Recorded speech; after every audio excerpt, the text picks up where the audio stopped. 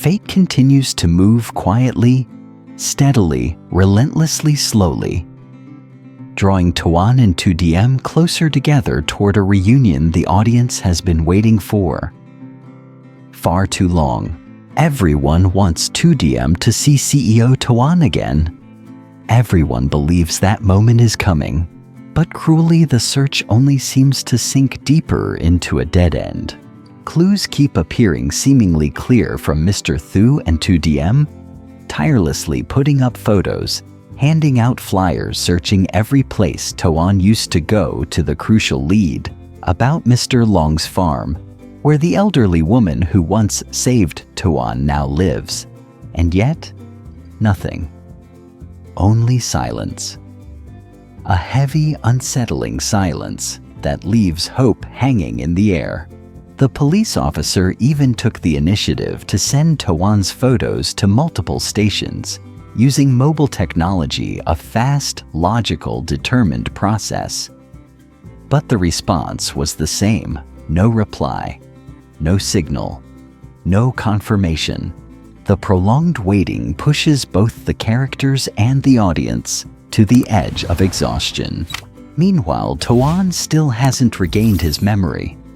The distance between him and Diem isn't just physical. It's an invisible wall called forgetfulness. With each passing day, Diem's anxiety grows heavier, and the viewers' hearts are slowly worn down by the same repeated moments. The pacing has stretched on for too long. The tension is no longer building. It's starting to fade. The audience's patience is being tested to its limit. Now the story stands at a critical crossroads. Either the clues finally come together and Toan is found, or this delay risks collapsing all the emotion the story has worked so hard to build. Viewers are craving a turning point, a strong jolt, one explosive moment to release everything that's been bottled up. Patience is running thin with every second that passes. The suspense fades, leaving only frustration, restlessness, and a burning need for the truth. But another day passes, and with it, another reason to keep watching. Let's stay a little longer. Keep believing in fate. Keep valuing life, love, and positive energy. Even as challenges continue to surround us, wishing you all the best that life has to offer. May your days be filled with love, laughter, joy, and good health. And may every effort and every plan you pursue be blessed with success and fulfillment.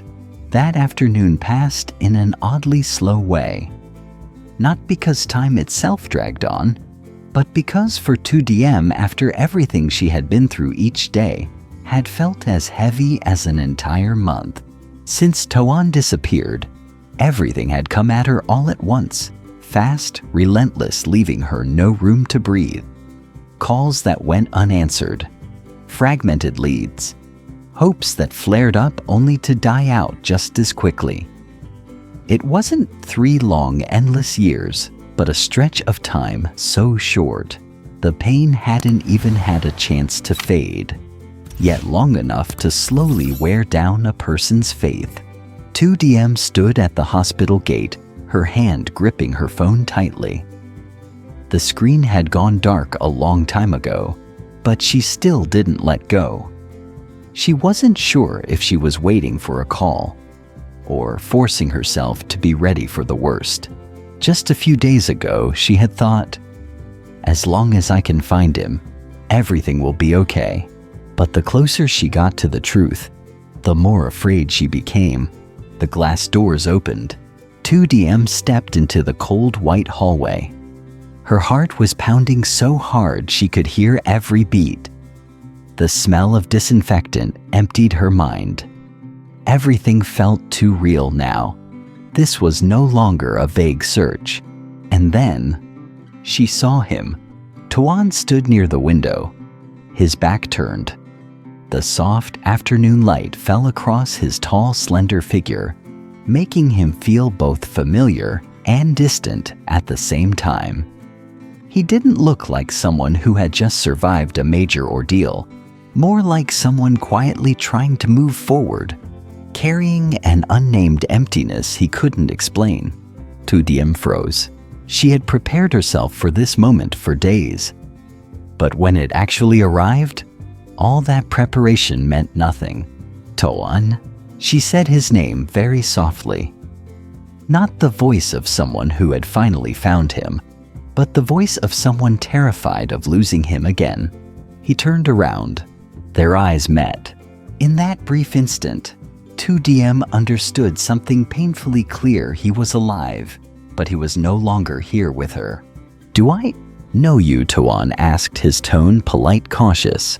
The question wasn't unexpected, but it still tightened her chest. "I'm Diem," she replied, forcing herself to stay calm.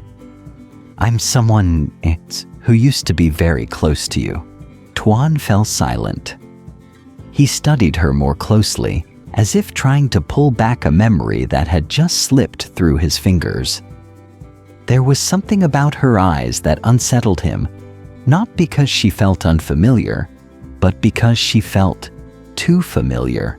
"I'm sorry," he said finally. "I don't remember." Diem smiled. The smile was fragile, but without blame. "It's okay," she said. "As long as you're all right." "That's enough." Those words made Toan pause.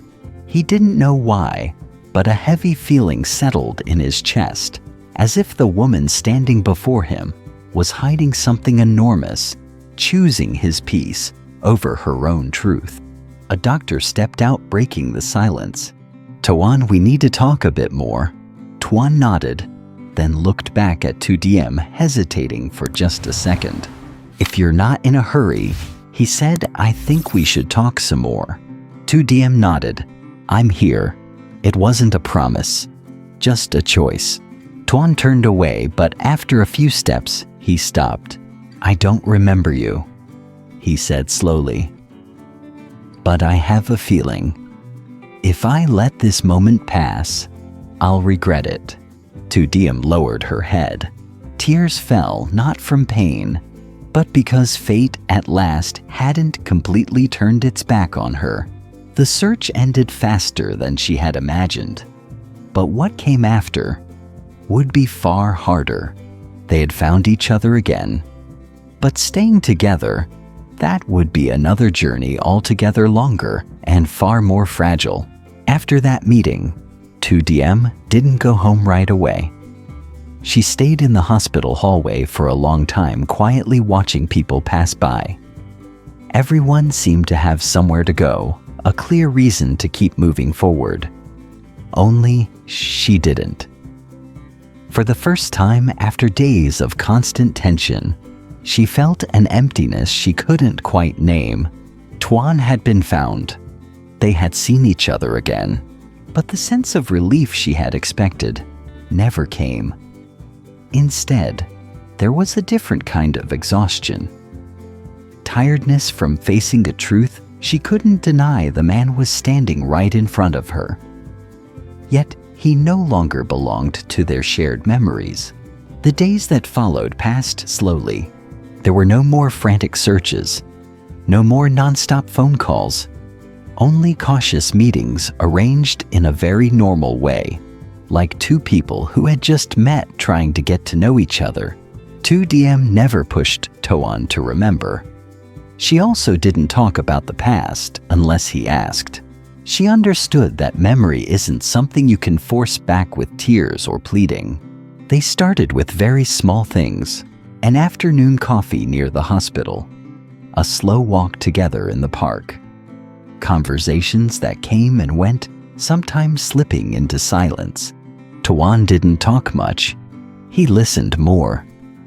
Sometimes his eyes lingered on Diem longer than necessary, as if he were searching for something that felt both familiar and strange. "Were we very close?" he asked once.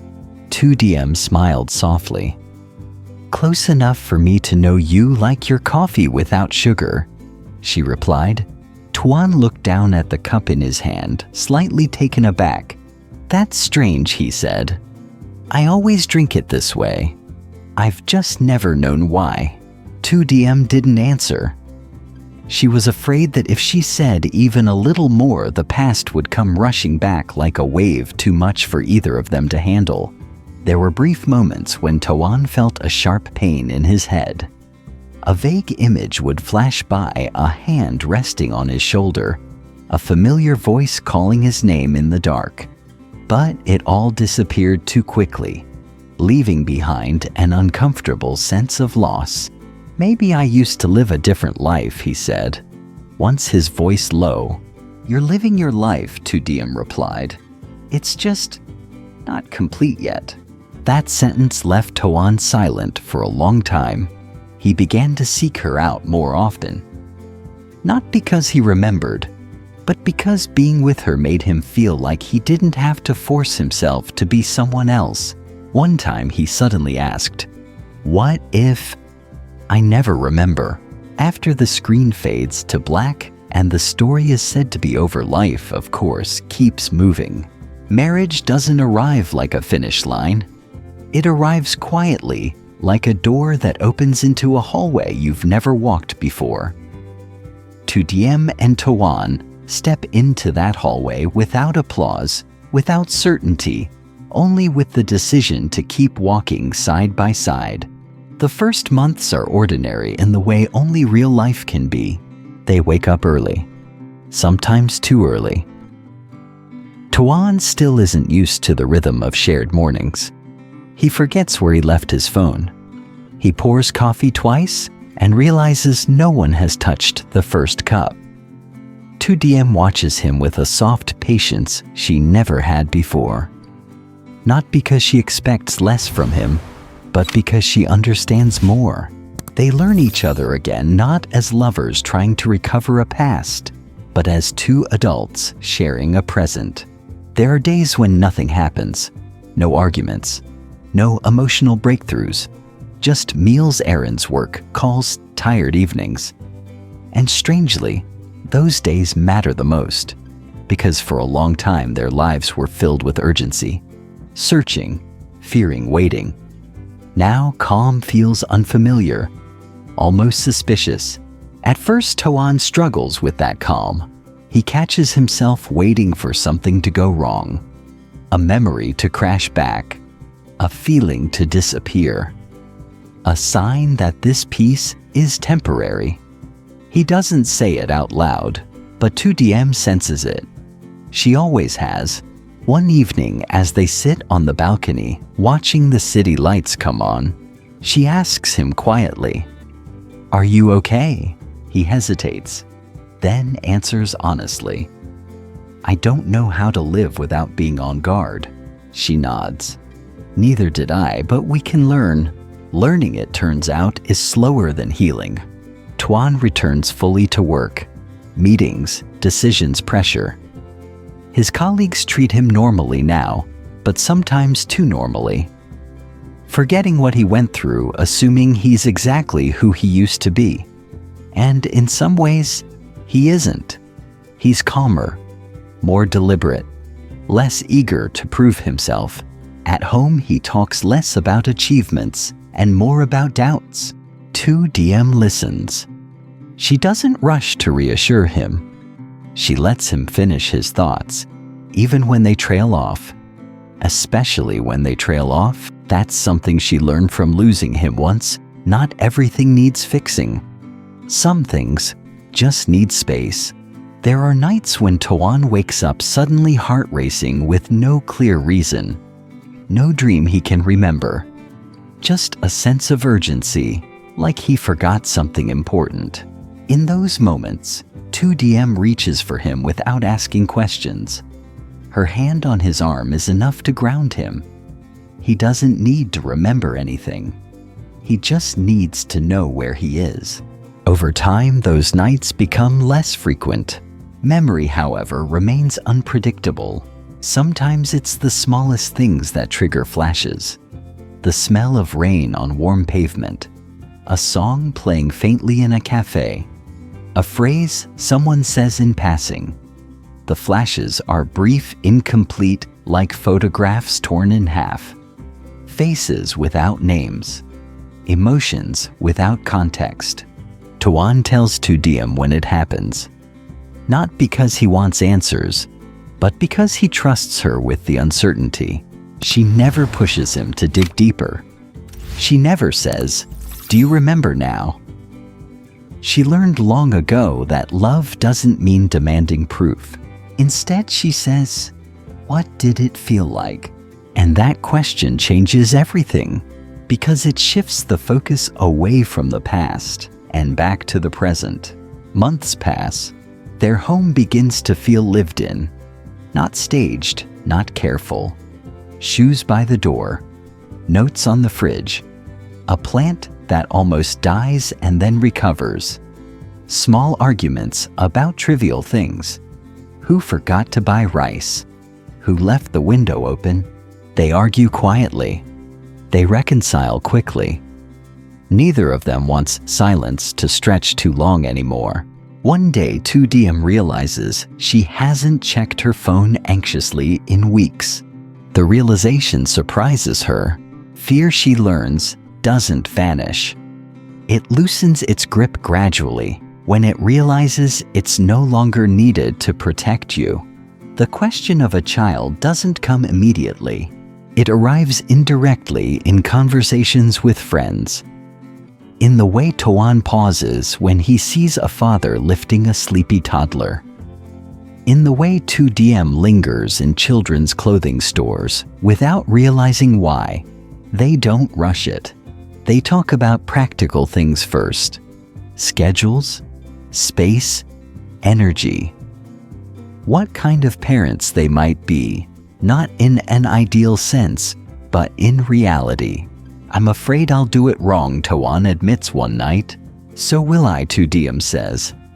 That's probably how we'll know we care. When Diem eventually becomes pregnant, it doesn't feel dramatic. No big announcement. No overwhelming joy. Just a quiet moment in the bathroom, a test strip, and a long silence. She sits on the edge of the tub, staring at the result, feeling a mix of disbelief and calm. When she tells Toan, he doesn't say anything at first. He sits down beside her, takes the test from her hand, and looks at it carefully, as if it might disappear if he doesn't. Then he laughs, softly, almost nervously. "Okay," he says. "Okay, that's all." The pregnancy changes things not emotionally at first, but structurally. Doctor appointments, planning, worry disguised as responsibility. Toan becomes more protective than he realizes. He walks slightly behind Diem on stairs. He asks if she's tired too often. She teases him gently for it, but there are moments when fear returns. Not fear of losing memory, but fear of being needed for someone else in a way he can't control. One evening while assembling a crib, Toan suddenly freezes. His hands stop moving. His breathing changes. Diem notices immediately. "What's wrong?" He shakes his head. "Nothing. I don't remember being a child. I don't remember having parents the way other people talk about it. What if I don't know how to give that?" She walks over, takes the screwdriver from his hand, and places it aside. "You don't need memories to be present," she says. "You just need to stay." It's the same word she used before. Stay. And he understands now how much weight that word carries. The baby arrives on a rainy morning. Nothing goes according to plan. The room is too bright. The hours stretch longer than expected. Toan feels useless standing by, watching Diem endure something he can't take from her. When he finally hears the cry, it doesn't trigger a memory. It creates one. Holding the baby for the first time doesn't feel magical. It feels terrifying, fragile, overwhelming, and then grounding. The world narrows to the weight in his arms, the warmth, the small breath against his chest. This, he thinks without words, is real. In the weeks that follow, exhaustion replaces fear. Sleepless nights, learning curves, mistakes, apologies, laughter in the middle of chaos. Toan doesn't suddenly become confident as a father, but he becomes consistent.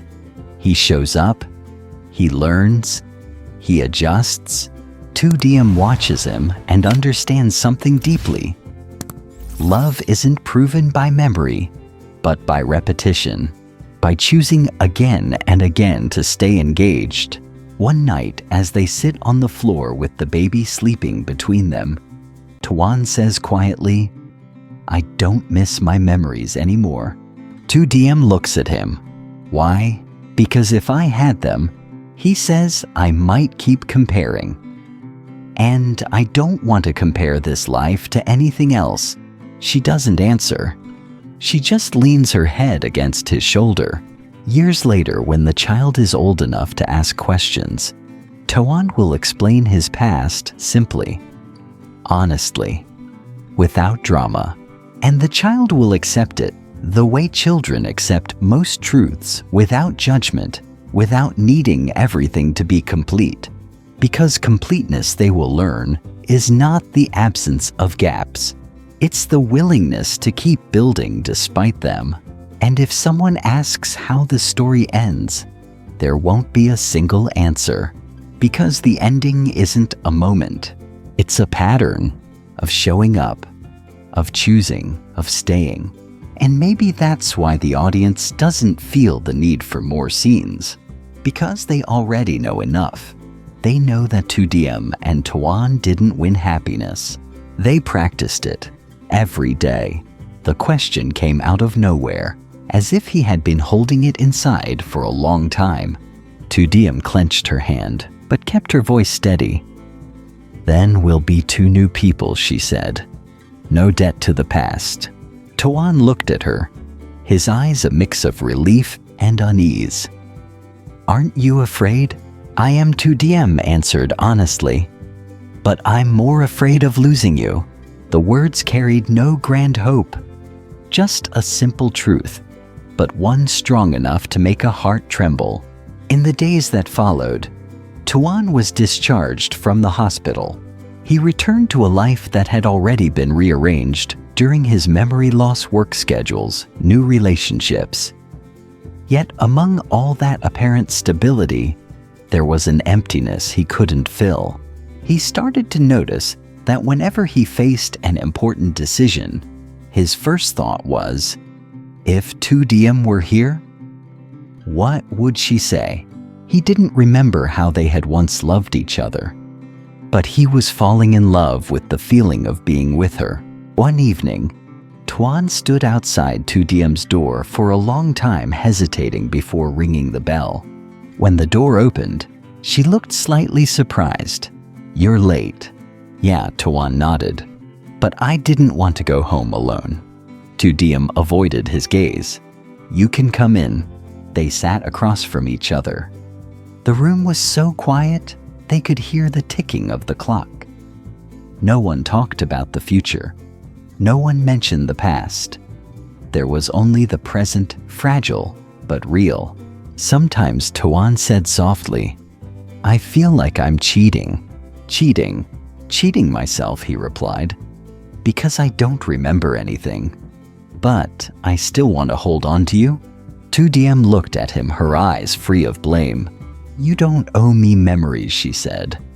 "Just be honest with your feelings." Toan nodded. Then he said slowly, "I want to be with you. Not because of what we used to be, but because I choose this now."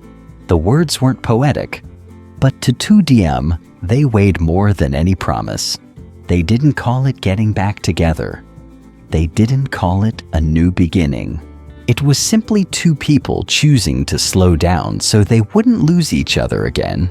Somewhere in the unfilled spaces of silence, Toan's memories were still asleep.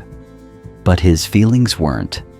They were growing quietly, like a small seed pushing through soil that had once been in ruins. And the audience begins to understand one thing. The reunion was only the beginning.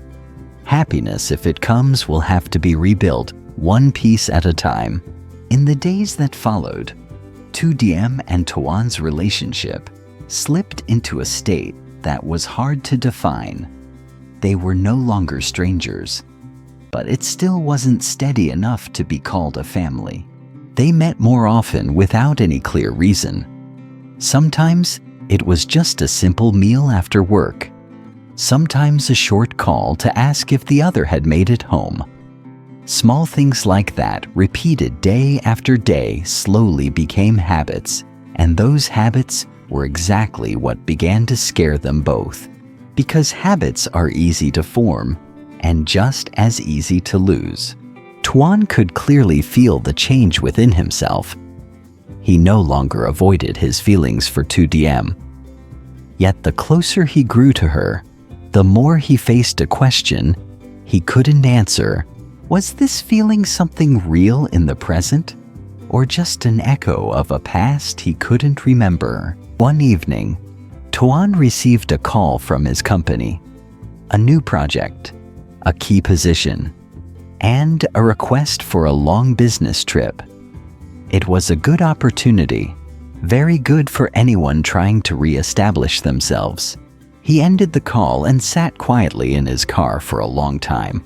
By instinct, the first thing he thought about wasn't work.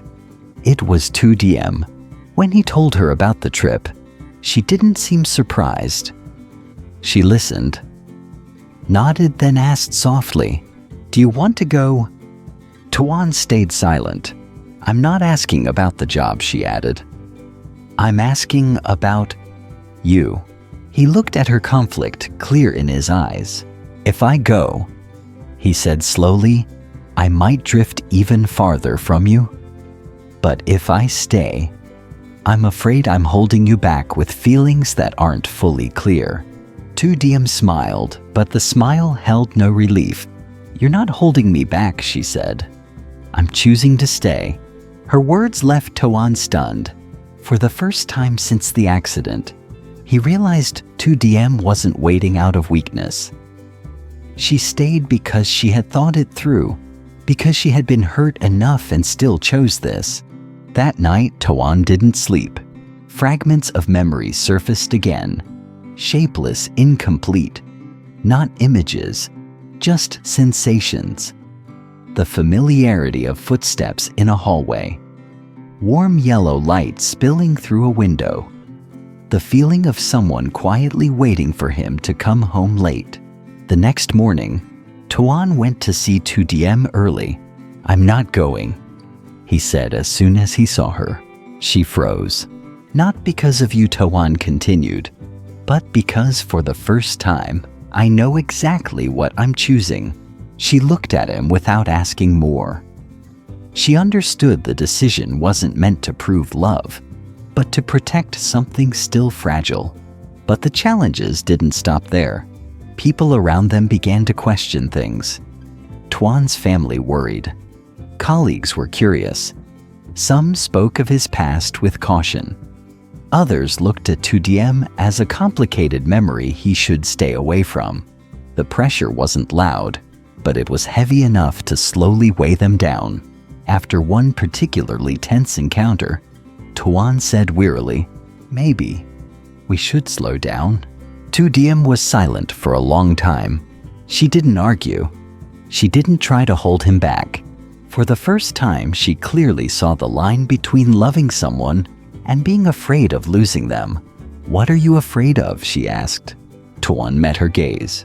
"That one day my memories will come back, and I'll realize I'm no longer someone worthy of you." Diem stepped closer. "I don't love you for who you were," she said. "I love the person standing in front of me right now." Her words didn't make everything instantly clear, but they were enough for Toan to understand that avoiding the truth would only make the pain last longer. That evening, Toan reached for Diem's hand. Not in a rush, not with hesitation. "I can't promise this will be easy," he said, "but I know that if I don't move forward with you, I'll regret it." Diem nodded softly. Then stay, she said. Not out of obligation, but by choice. From that moment on, their relationship changed. It was no longer tentative, no longer in between. They began to appear together more openly, before family, friends, and the inevitable questions. Every step came with pressure, but also with a new sense of steadiness. Toan didn't remember what promises they had once made in the past, but he began thinking about the future, a future that was no longer if, but when. And the audience realizes this is no longer a story about memory. It's the story of a man learning to take responsibility for his choices. The reunion is over. Love is being rebuilt. Now they stand before a question bigger than memory itself. Do they dare commit for the long term, even when there's no guarantee everything will be complete? Diem and Toan's relationship moved into a new phase, no longer uncertain, but not yet peaceful either. After going public, they had to face things that had once stayed at the edges of their story, family responsibility, and questions neither of them could avoid. Toan threw himself back into work more than before. Not to run away, but to prove to himself that he was still steady enough for a long-term life. Diem understood that. She didn't ask for more time. She didn't demand promises. But the quieter she became, the more she felt a very real fear creeping in. Would today's choice be strong enough to withstand an uncertain tomorrow? One late evening, Toan came home after a long meeting. He stood at the door for a while, his hand resting on the handle, not rushing to open it. For the first time in days, he clearly felt a familiar unease, the feeling that comes before big decisions, when memory offers no answers. Inside, Diem was clearing the dinner table. She didn't ask why he was late. She simply placed another bowl on the table. They ate in silence. Not the silence of distance, but the silence of two people thinking about the same thing, neither brave enough to speak first. Have you ever thought Toan finally said that maybe we're moving too fast? Diem set her chopsticks down. I think she replied, we've gone deep enough that turning back isn't an option. The answer didn't ease Toan right away, but it made him understand something important. Diem wasn't romanticizing happiness. She was facing it along with all the risks that came with it. In the days that followed, Toan's family began to speak up, not with strong opposition, but with concern.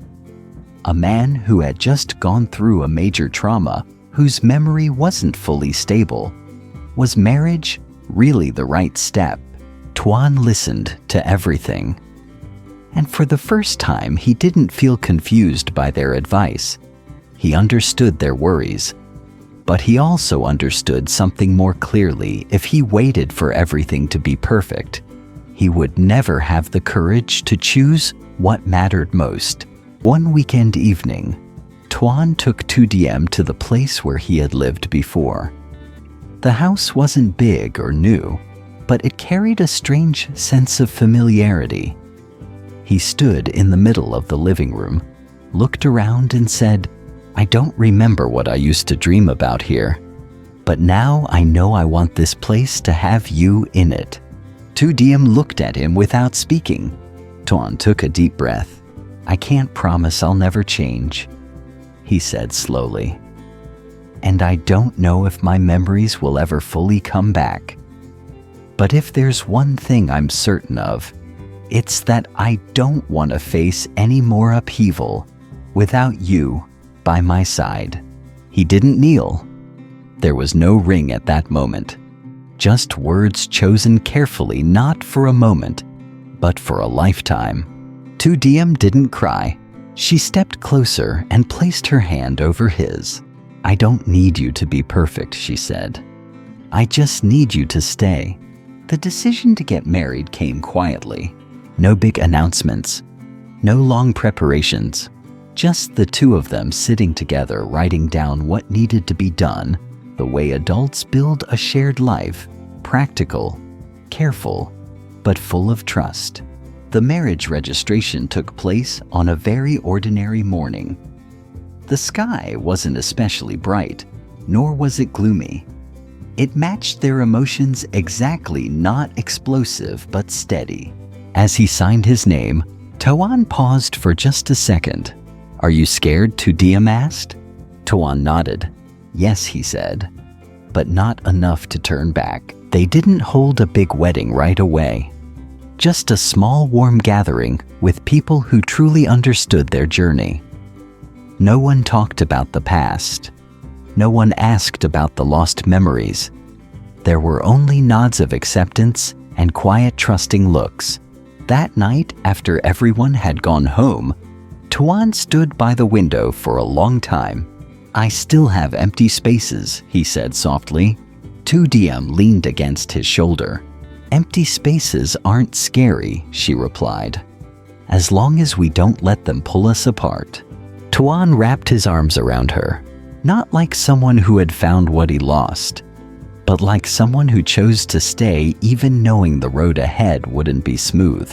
And the audience understands. This marriage doesn't end the story. It only confirms one thing: they won't let go, even when the future is still uncertain. As the story closes on the moment Diem and Toan walk hand in hand into marriage, the screen slowly fades to black, but for the audience, nothing truly ends. Instead, something gentle opens up. Not emptiness, but a space for imagination, for hope, for all the things viewers continue to write, for the two characters they followed with patience and emotion. The audience doesn't ask for more tragedy. They don't need a loud dramatic ending. What they want is simple. They imagine Diem on a quiet morning, no longer anxiously checking her phone, no longer afraid every time news comes in. She moves through life more slowly, more gently, with a smile that no longer has to pretend to be strong. They imagine Toan coming home after a long day at work, tired, but at ease. No more sense of being lost. No more fear that something is missing, but unnamed. Beside him is Diem, not as a memory to be recovered, but as a partner who is fully present. The audience hopes that in that home there will be the laughter of a child that doesn't need to carry any grand meaning, just the natural result of a love that has already endured more than enough. They picture Toan awkward in his role as a father, clumsy but patient. Diem watches him with eyes both gentle and forgiving, the eyes of someone who once feared loss and therefore cherishes what she has even more, not because the story needs a child, but because the audience wants to believe that every wound can eventually be healed by new life. In that imagined future, Toan's memories may never fully return. And that no longer matters, because he has new memories now. Memories created by him and Diem together. The audience doesn't need to see this on screen. They only need to know that it could happen. And it's that sense of could that makes the story more beautiful. No dialogue, no images. Yet it lives on in the audience's hearts, like a quiet blessing for two characters who have already endured enough loss, that after all the waiting, after forgetfulness, doubt, and difficult choices, Diem and Toan deserve a peaceful life. And sometimes the best story is the one left unfinished, so the audience can complete it themselves with their own belief.